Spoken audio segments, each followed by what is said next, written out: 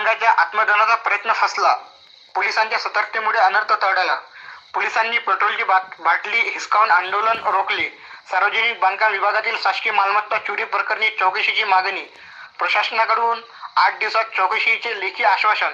नमस्कार, आपण पाहत आहे माय इंडिया न्यूज चॅनल. मुख्य संपादक सिद्धार्थ जमदडे आणि मी सहसंपादक आदिल शेख.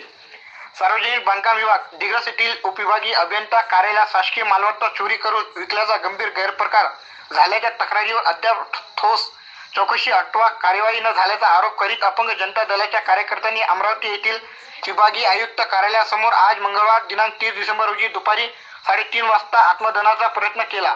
मात्र अमरावती गाडीनगर पोलिसांनी वेळेवर हस्तक्षेप करत आंदोलनकर्त्यांच्या हातातून पेट्रोलची बाटली हिसकावून घेतल्याने मोठा अनर्थ टळला. या प्रकरणातील चौकशीला होत असलेल्या विलंबाच्या निषेधार्थ आत्मदहन आंदोलनाचा इशारा देण्यात आला होता. या संदर्भात विभागीय आयुक्त अमरावती यांनी यवतमाळ जिल्हाधिकारी, पोलीस अधीक्षक व सार्वजनिक बांधकाम विभागाच्या कार्यकारी अभियंत्यांना तातडीने कार्यवाही करण्याचे निर्देश दिले आहेत.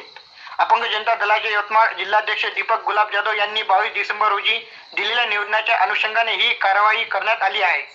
आंदोलनानंतर विभागीय आयुक्त कार्यालयाच्या वतीने आंदोलनकर्त्यांना लेखी पत्र देऊन 8 दिवसात चौकशी सुरू करून आवश्यक कार्यवाही करण्यात येईल असे आश्वासन देण्यात आले.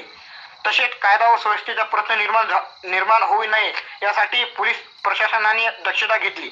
या आंदोलनात अपंग जनता दलाचे यवतमाळ जिल्हाध्यक्ष दीपक जाधव, अयाज काजी, पांडुरंग चव्हाण, अमरावती महासचिव राहुल वानखडे, ज्योती देवकर, करामत शाह आदी सहभागी झाले होते. पोलिसांच्या सतर्कतेमुळे आत्मदहनाचा प्रयत्न अयशस्वी ठरला असून प्रकरणातील पुढील कारवाईकडे सर्वांचे लक्ष लागले आहे.